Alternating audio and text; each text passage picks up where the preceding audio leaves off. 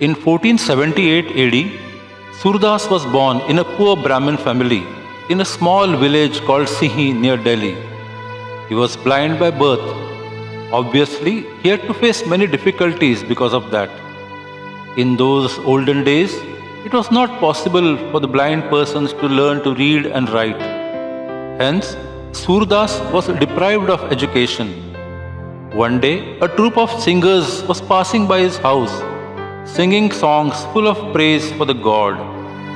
Surdas was a very small child at that time, but he experienced ecstasy while listening to those songs. Without thinking for a moment, Surdas started following them. At night, they rested near a lake. One of them inquired of Surdas as to why he was following them. Surdas replied, "I want to learn to sing." Those people fed him that night, but they did not want to take responsibility of a small blind child. In the next morning, without telling anything to Surdas, those people went away. Now Surdas was left alone. He decided that he would learn singing at any cost and would not return home. He stayed there near the lake. From early morning, he started singing songs full of praise of Sri Krishna. He had a sweet voice, and naturally people were attracted towards him. Many people became his devotees. One of them even gave him a musical instrument like iktari. Surdas used to compose his own poems. His devotees started to write these songs composed in Braj language. Once Surdas dreamt that he is singing his devotional songs in front of Lord Krishna. He awoke. He was sure that Krishna had invited him. He decided something and slept again. In the morning, he set for Vrindavan.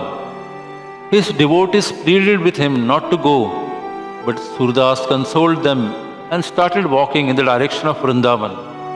On his way, wherever he went, people got attracted by the magic of his sweet singing and requested him to stay, but Surdas was determined to go to Vrindavan.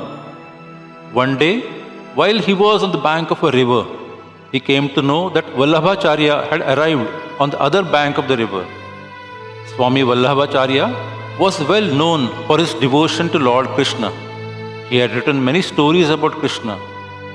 Surdas had a strong desire to meet Vallabhacharya, but how to cross the river was a problem. He started making arrangements for that, but to his wonder, Vallabhacharya himself came to meet him.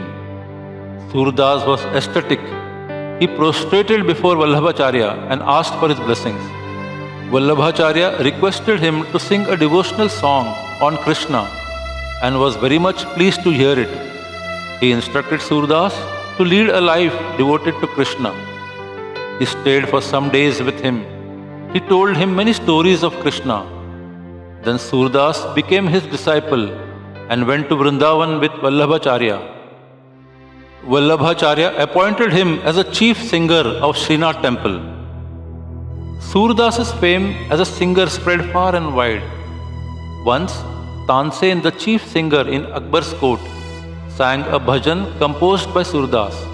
Akbar was moved listening to it. He invited Surdas to his court for singing.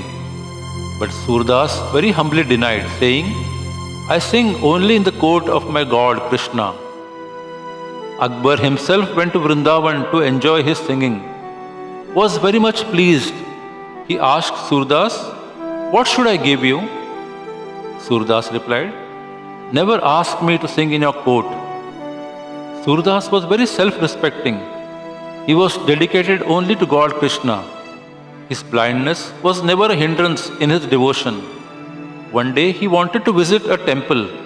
People asked him, "You cannot see anything, then what is the point in going to the temple?"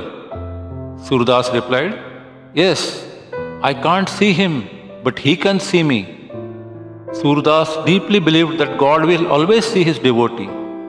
He preached, while doing anything, a person should always think of what is right or wrong, as God always watches everything everywhere. A collection of 8,000 Krishna bhajans written in Braj language by Surdas is renowned. It is famous for the sweet language and a unique feeling of devotion. Moral of the story: we always have to behave properly because even though we are not able to see God, He is watching us.